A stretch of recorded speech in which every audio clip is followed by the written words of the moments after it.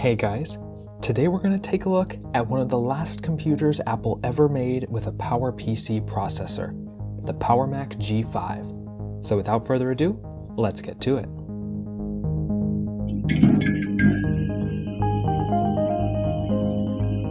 The PowerMac G5 was the predecessor to the Mac Pro, and the model I have here I got on Craigslist for about $20, and it's the final iteration released in late 2005.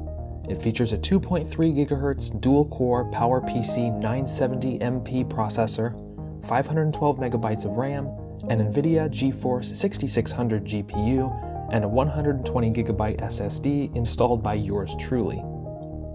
On the front, we've got the power button, headphone jack, USB 2.0 port, and FireWire 400 port.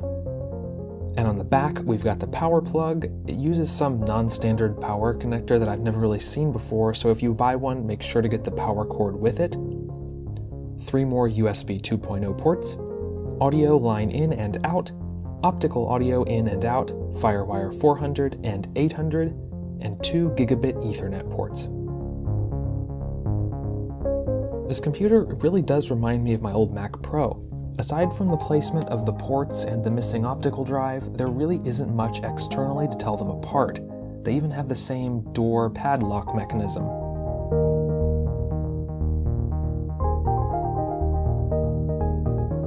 Popping off the side and removing the clear plastic air duct, we can see the inside is laid out in a very different way than on the Mac Pros, with kind of less polish and ease of access to some things like the RAM here. Overall, the fit and finish is still miles ahead of most PCs, and I like the brushed aluminum G5 logo on the CPU cover.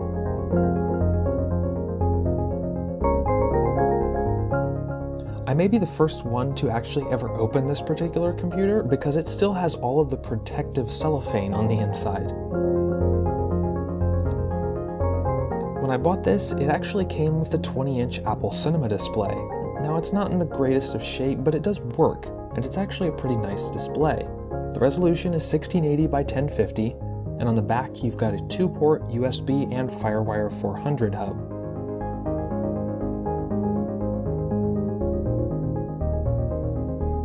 The cable extends out of the back of the monitor and it breaks out towards the end into DVI, FireWire, and USB, and the proprietary power connector. I've heard a lot of people complain about this cable design, but I just like to think of it as a built-in cable tie. I mean, you're gonna have all those cables plugged in anyway, and there's plenty of cord to reach the power outlet and the monitor, so I really don't get what all the fuss is about.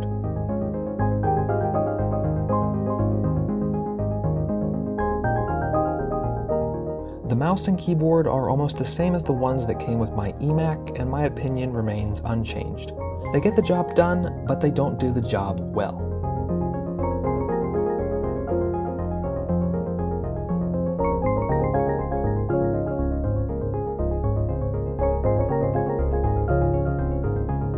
On then to performance. We'll start our testing with Geekbench to test the CPU.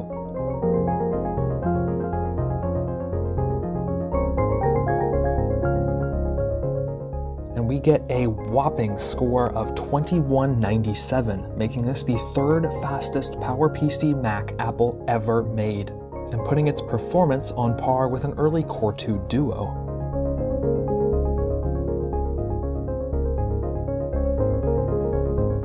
Testing out the speed of that SSD I threw in here, we get read and write speeds north of 100 megabytes per second. This easily roasts the stock mechanical hard drive that shipped with this computer. That would have been lucky to even get 30 megabytes per second. And last but not least, we'll test the 256 megabyte GeForce 6600 GPU with OpenMark. Now, you're just gonna have to take my word that the score was 5496 because my camera decided to stop writing files to the SD card right after this clip was filmed, and I didn't realize this until I plugged the camera into my computer to edit this video. So further testing is going to have to wait for a future video.